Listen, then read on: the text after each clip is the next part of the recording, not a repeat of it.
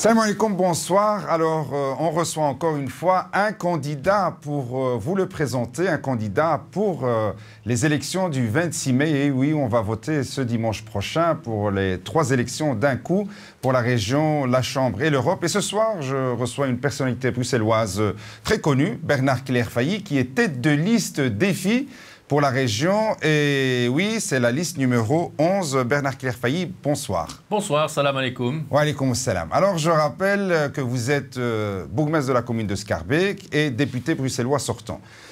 Bernard Clerfailly, pourquoi se présenter à la tête de liste défi pour ces élections du 26 mai? Mais Défi est un parti qui est fortement implanté en région bruxelloise, qui a un attachement très fort à la région bruxelloise, qui produit un projet politique qui est plutôt centriste, qui est libéral et social à la fois, qui a une vision, un programme qui s'articule autour du développement durable, qui vise à mettre à la fois les enjeux sociaux, les enjeux économiques et les enjeux environnementaux. Nous avons une équipe qui est au sein du gouvernement bruxellois actuel, avec Didier Gauzoin, ministre de l'économie et de l'emploi, et Cécile Jodogne, secrétaire d'État au commerce extérieur et à l'aide médicale urgente. Ils ont tous les deux fait de l'excellent travail. Mais alors pourquoi on a choisi Bernard Clerfailly pour mener cette liste? Mais parce que Didier Gauzoin a 67 ans, il a décidé d'arrêter sa carrière, c'est un âge légitime et normal. Il a déjà été longtemps ministre, il a décidé de se replier entre guillemets sur sa commune, où il est bourgmestre d'Orghem. Et donc on s'est tourné vers moi, et tout Défi a dit Bernard, écoute, il faut que tu y ailles. Tu es un gestionnaire, m'ont-ils dit, compétent, efficace, qui a des résultats à Schaerbeek, et donc ce serait chouette si cette qualité, ces capacités de gestion, tu les mettes au service de notre projet régional. Je suis député bruxellois depuis 20 ans, député régional, je connais bien la région, je connais bien les enjeux, et donc j'ai relevé le défi. Donc pas seulement parce que vous êtes populaire à Bruxelles? Ben aussi parce que je suis populaire, parce que bourgmestre de Schaerbeek est une très grande commune de la région bruxelloise, c'est une commune multiculturelle, une commune très composite, une commune qui avait beaucoup de difficultés il y a 20 ans quand j'en ai pris les commandes et qui a réussi un renouveau extraordinaire en pacifiant les relations entre les communautés alors qu'auparavant on avait excité les identités, les oppositions. On a réussi à créer un vivre ensemble qui est une vraie réussite. Schaerbeek, c'est une commune qui remonte la pente, dont l'image change beaucoup de jeunes ménages viennent habiter, qu'ils soient de toutes les communautés possibles, tous les quartiers revivent et donc certains ont dit que cette expérience était fort utile pour avoir des résultats en région bruxelloise. Un modèle à transposer alors pour Bruxelles, malgré les problèmes de mobilité que connaît Bruxelles, mais également votre commune. Qu'est-ce qu'on peut faire pour améliorer ce problème de mobilité à Bruxelles, Bernard Clerfailly? Mais l'enjeu de mobilité, il n'est pas communal, il est régional, même supra-régional. Nous disons, nous Défi, il faut qu'on ait une vision partagée de la mobilité future, même au-delà de Bruxelles. Il faudrait même créer une autorité de transport, un peu comme à la ville de Londres, qui dépasse le cas des 19 communes et qu'on puisse s'entendre sur la communauté métropolitaine au sens large, avec région flamande, région wallonne et l'État fédéral, parce que les enjeux de mobilité réclament une vision partagée sur le train, c'est la compétence de la fédérale, les autoroutes qui nous amènent tous les navetteurs le matin, mais aussi le développement des transports en commun au sein de la région bruxelloise avec le métro, le tram, le bus, etc. Et il faut une vision globale partagée. On sait que demain, dans la ville, avec la population qui augmente, il faudra qu'on ait moins de voitures, parce qu'il y a trop de circulation partout. Mais pour ça, il faut une offre extraordinaire, augmentation de l'offre extraordinaire en matière de transport en commun. Alors, 2 ministres défi sortant de ce gouvernement bruxellois, malgré ça, les problèmes persistent. Alors, déjà, première question, vous êtes satisfait du bilan de ce gouvernement sortant? Et deuxième question, qu'est-ce qu'on peut faire pour améliorer la vie des Bruxelloises et des Bruxellois? D'abord, Défi n'est pas tout seul au pouvoir. Défi n'a pas toutes les manettes, toutes les commandes. Dans les départements qu'on a gérés, je vais prendre l'exemple, le meilleur exemple, c'est l'emploi. Un des grands problèmes à Bruxelles, c'est le taux de chômage. 20%, 21% de chômage en région bruxelloise. C'était inacceptable. 21% de chômage, c'est-à-dire qu'un travailleur sur 5 ne trouve pas de boulot et ne peut pas mener son projet de vie, acheter son appartement, se marier ou élever correctement ses enfants. Oui, mais concrètement, pardon, qu'est-ce qu'on peut faire? Didier Gauzoin, ministre de l'Emploi, a réussi à inverser la courbe du chômage parce qu'on a mis en place la garantie jeune. C'est un projet qui vient de l'Europe, c'est-à-dire que tous les jeunes qui s'inscrivent au chômage reçoivent un accompagnement personnalisé lorsqu'ils s'inscrivent à Acteris, soit un retour vers l'emploi par un stage en entreprise, soit une formation qui donne une amélioration de leur qualification professionnelle pour les rendre plus proches de l'emploi. Et ça a réussi puisque le taux de chômage a baissé de 21% à 15%. C'est la plus grande réussite du gouvernement bruxellois, c'est ce qu'a fait Défi. Et nous entendons continuer en étendant la garantie jeune, cet accompagnement de tous les chômeurs, à tous les chômeurs, pas seulement les jeunes, tous les chômeurs bruxellois. Et l'objectif, c'est bien d'arriver à moins de 10% de chômage. Est-ce que vous êtes pour un enseignement bilingue à Bruxelles? Nous sommes pour un enseignement qui valorise les langues, toutes les langues, le néerlandais, mais ça peut être aussi l'anglais, ça peut être aussi l'espagnol, le russe, l'arabe ou le turc. Déjà, les écoles sont toutes multilingues aujourd'hui à Bruxelles. Et le vrai enjeu, c'est que dans tous les quartiers, toutes les écoles aient la capacité de former les élèves à un niveau top niveau. Les études internationales montrent que les meilleures écoles à Bruxelles sont parmi les meilleures écoles d'Europe. Ce n'est pas là qu'il y a un problème. Ce n'est pas parce qu'elles ne sont pas bilingues qu'il y aura un problème. Le problème, c'est les écoles dans les quartiers.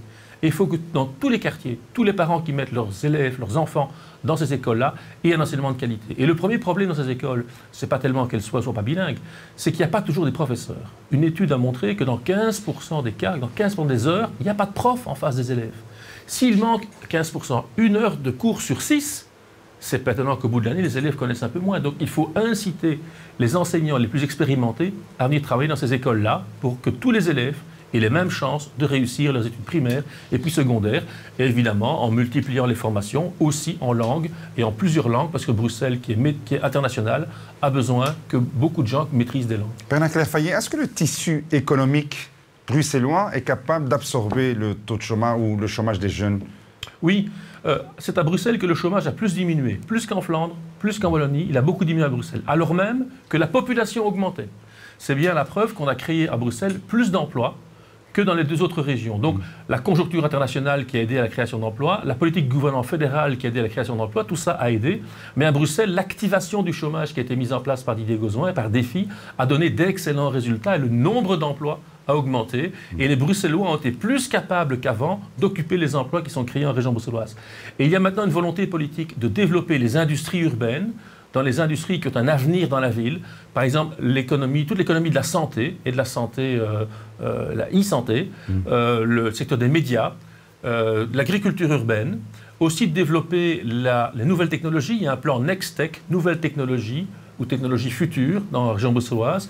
Donc il y a des tonnes de pôles de création d'emplois qu'on peut encore développer à Bruxelles pour offrir de l'emploi à tous les jeunes. Si demain Défi rentre au gouvernement bruxellois, et que vous êtes peut-être, pourquoi pas, ministre, qu'est-ce que Défi compte défendre comme thématique qui lui tient vraiment à cœur pour le premier programme de cette nouvelle législature? Écoutez, il y a des tonnes d'enjeux, je risque d'être trop long, mais évidemment il faut en termes de mobilité avoir une vision à 30 ans. Il faut vraiment se dire maintenant, à 30 ans, la ville va continuer à progresser. Vous savez, en 20 ans, on a augmenté la population de près de 250 000 habitants en région bruxelloise. C'est comme si on ajoutait la ville de Gand à la ville de Bruxelles. Les infrastructures de transport n'ont pas été adaptées à cette augmentation de population. On prévoit encore une augmentation de 200 000 habitants. Une deuxième fois la ville de Gand qui vient s'ajouter à Bruxelles. Donc il faut avoir 30 ans une vision de développement des transports en commun, le métro, les bus, les trams, partout. Et réduire la navette voiture entrante pour qu'à l'intérieur de Bruxelles, on circule mieux. Il faut donc une priorité sur le transport en commun avec une vision longue, sans avoir peur du métro.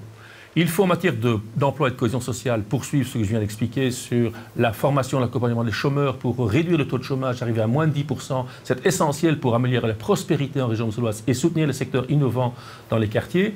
On a aussi besoin d'un grand enjeu sur le climat. C'est le grand thème aujourd'hui.